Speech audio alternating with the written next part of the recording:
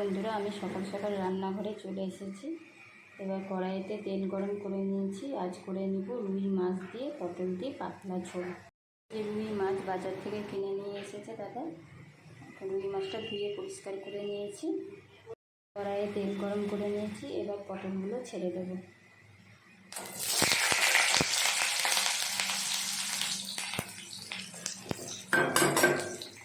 পটলগুলো একটু ভেজে নেবো, লাল লাল করে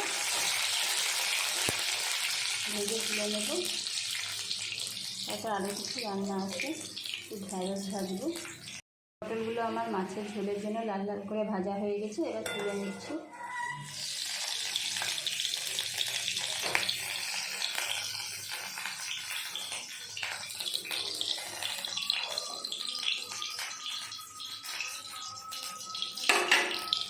এবার ওই তেলে ঢ্যাঁড়সগুলো ছেড়ে দিচ্ছি ঢ্যাঁড়স ভাজার জন্য।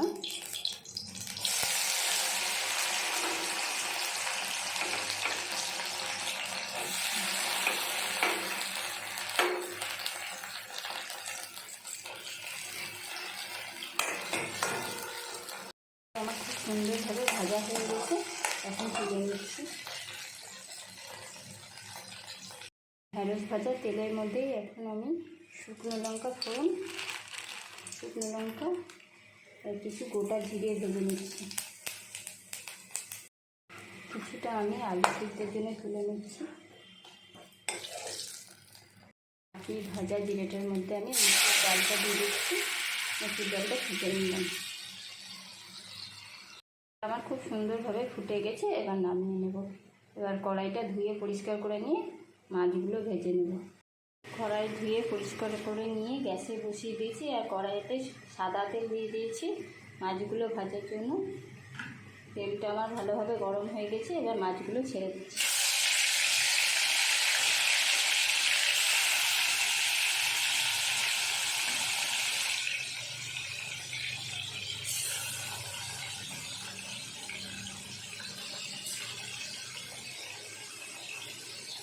বন্ধুরা, মাছগুলো আমার সুন্দরভাবে ভাজা হয়ে গেছে। এবার আমি তুলে নেব।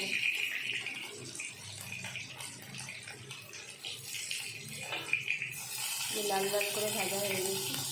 তেলের মধ্যে আমি 5 ফোড়ন দিয়ে সমস্ত রকম মশলা দিয়ে দিয়েছি। হলুদ গুঁড়ো, জিরে ধনে গুঁড়ো, আদা বাটা আর একটা কাঁচা লঙ্কা আর একটু টমেটো সস।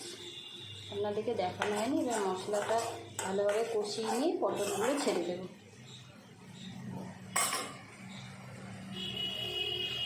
মাছের ঝোলটা সুন্দরভাবে ফুটে গেছে আর পটলটাও সিদ্ধ হয়ে গেছে। এবার মাছগুলো দিয়ে দেব।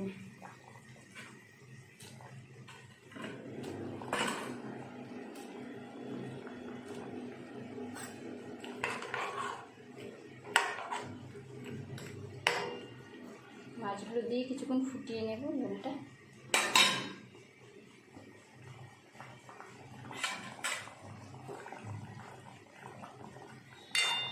যেহেতু তারা আছে, ছেলেকে স্কুলে আনতে যাবো।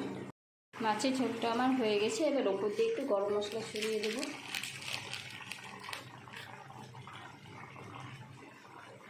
এবার গ্যাসটা অফ করে দেবো।